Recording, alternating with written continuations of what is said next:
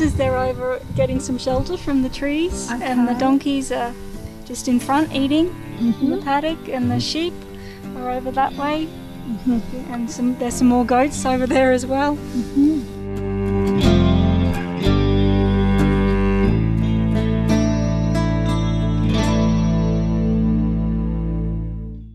Welcome, sweet viewers, to this edition of Vegetarianism, the Noble Way of Living.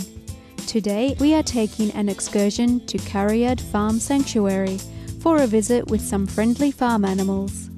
Cariad Farm Sanctuary is a vegan, not-for-profit organisation located here in Australia, in the beautiful Northern Rivers region of New South Wales.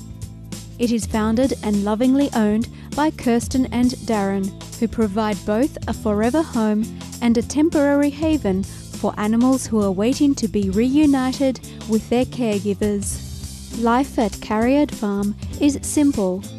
The dwelling is in perfect harmony with nature, where the environment is respected and all living beings are appreciated. Cariad Farm Sanctuary welcomes all visitors to learn more about animals and the harms involved in farming them. For obvious reasons of compassion, Darren and Kirsten, and even the animals, are vegan and definitely encourage it when visitors stay at the farm. Cariad means love in Welsh. Aww, so that's lovely. Which is also Kirsten's surname as well. Love it. So this is love in action. It is. It's the love farm. Let's now learn how the farm is set up for the loving care of the animals at Cariad Farm Sanctuary.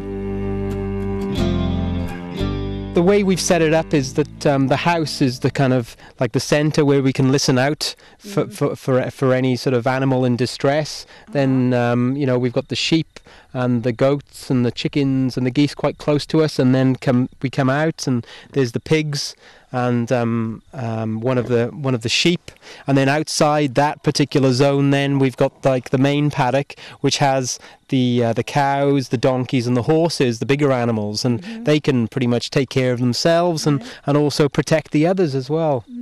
Yeah, so it works out pretty well. Before they used to be around the house, and you'd be in the house and all of a sudden probably you'd be hearing them underneath the snoring away, just because they wanted to be close to us, and we had all the animals around the house, but it comes to a point where you can't plant trees and crops, and so we had to kind of gradually fence them out, and just deciding on the particular fencing to use to cope with all the different animals was quite a quite a chore. And also one of the primary ones was not to have barbed wire. Animals get caught up in it, bats do, birds do, native animals. The many members of Cariad Farm prefer different living environments. For example, the horses, cows and donkeys don't need to be housed. They would rather use trees for shade, more so than an actual building. Darren and Kirsten make sure the animals are well cared for and accommodated.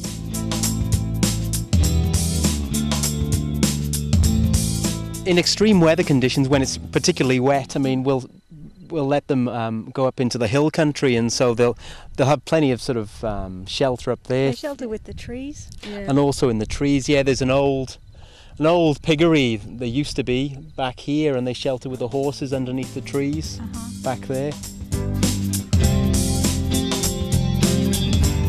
Should the animals need any veterinarian help, Kirsten and Darren are ready to attend to them. But the caregivers find that actually the farm animals don't need much after living at Cariad.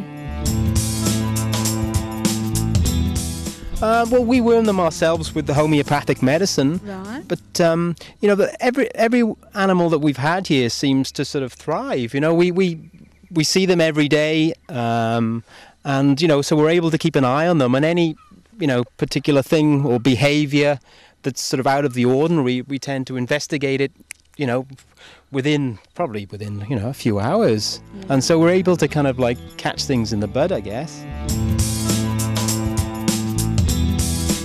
When we return, we will learn about Carriad Farm Sanctuary's organic vegetable garden that is a treat for both the human and animal residents.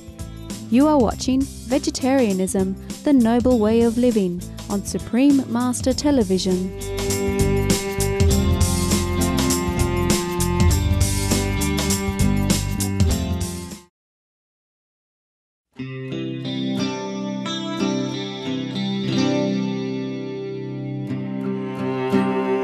Just by looking at the amount of animals that have come here, that there's a need for such a sanctuary. So we're just so lucky and feel very blessed to be able to sort of provide such a place.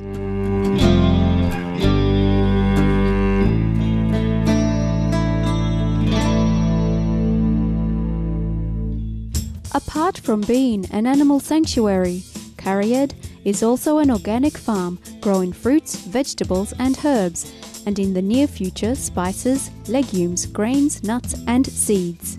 We've been here about 5 years now. Yeah, and in that time we've been very, very busy, just sort of developing the land, feeding the land so we can feed the animals, and also trying to feed ourselves with our vegetables and fruit.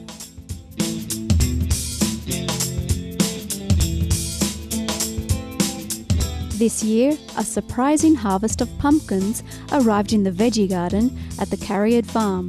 The blossoming harvest gifted 500 beautiful, yummy pumpkins, along with their edible seeds and young leaves. Many of the animals at the farm also love unripe pumpkins and leaves. They love pumpkin, they love watermelon. Really, they like all fruits and fruit vegetables. And fortunately, we grow pumpkin here, so. That's good, isn't it? And then we've also got the mangoes, and they do like the mangoes too. Not the only one. And have you been able to firsthand witness their incredible intelligence? Oh, definitely with all the animals. Yeah. Every day, they're always doing remarkable things. Yeah. Well, Patchy's always finds a way through fences. If she puts her mind to be, getting through a gate, she'll where there's a will, there's a way for Patchy. Carriad Farm also welcomes people all throughout the year to help with organic gardening in the edible gardens, protecting and restoring native forest and creek areas, caring for the animals and other farm work. They can relax, participate in recreation activities, and enjoy healthy, delicious, plant-based meals.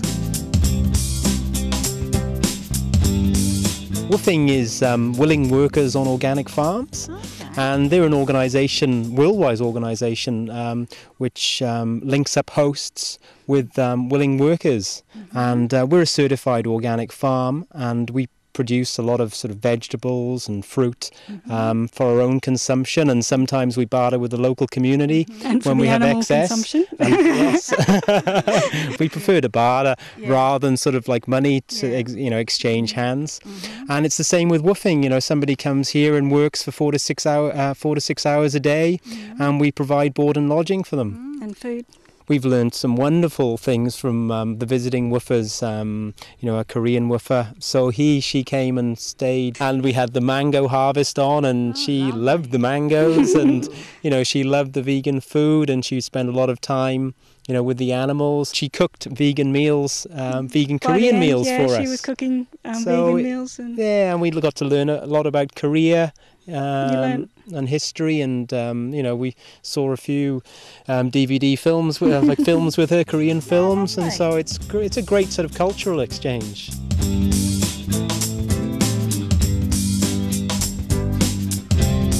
Coming to the farm helps individuals gain a better understanding of a healthier, more compassionate way of living and eating.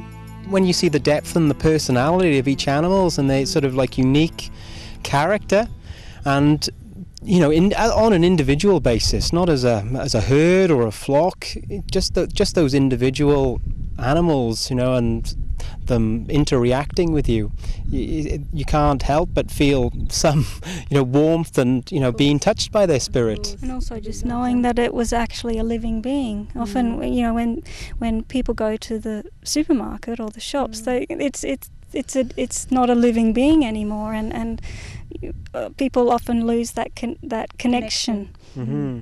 But and living in the modern world, people often feel a bit helpless as to what they can do on an individual level for the environment and for other people in need or for animals in need, and just by choosing to be vegan or vegetarian, then that's a really powerful way to live your life, to make a huge difference, and that's empowering yourself. I think a lot of people are not aware of the situations that animals are in because of modern farming practices especially. They might eat meat and that's their choice, but they don't have the chance to actually spend any time with the animals, and so that's a really enjoyable experience for people, and something that they can experience and take away with them when they come here.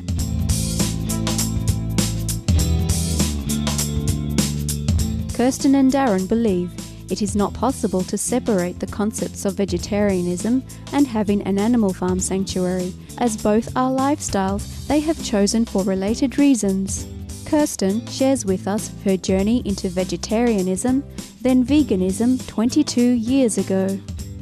I first became vegetarian when I was a teenager, and there was actually a program on television that was about vegetarianism, and back then vegetarianism was pretty unknown, and I just remember when the program finished, I thought, well, I could do that. That makes sense to me. And of course, my family were like, "Ooh, you wouldn't be able to be a vegetarian.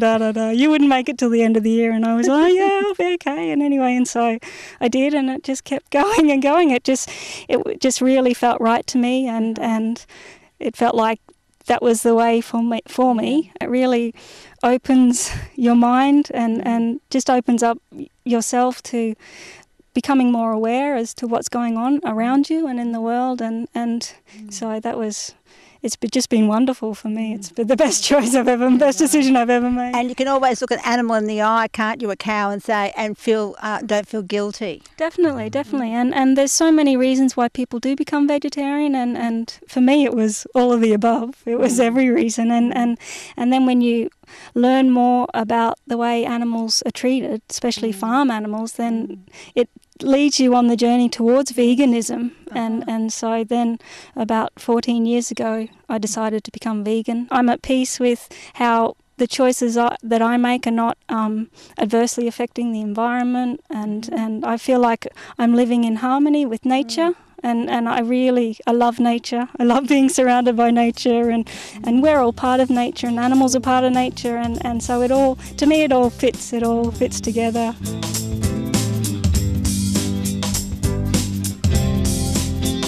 And when you're at peace with yourself, then the people around you find peace with themselves as well. It's a ripple in the pond effect. It is. Mm-hmm. And that creates a harmonious world.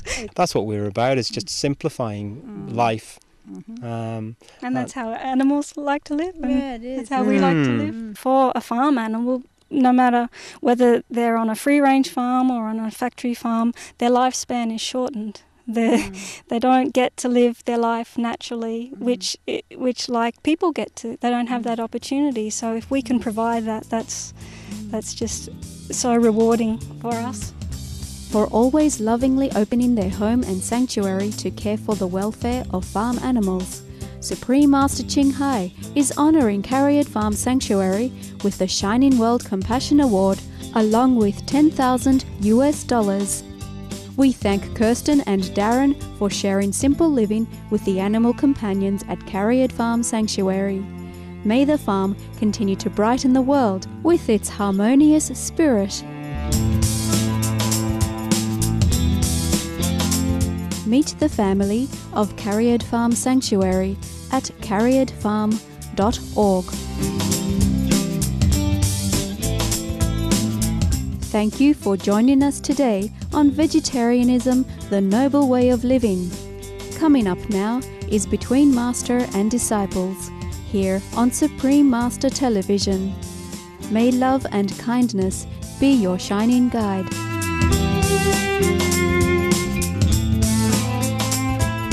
For more details, please visit www.suprememastertv.com/VEG.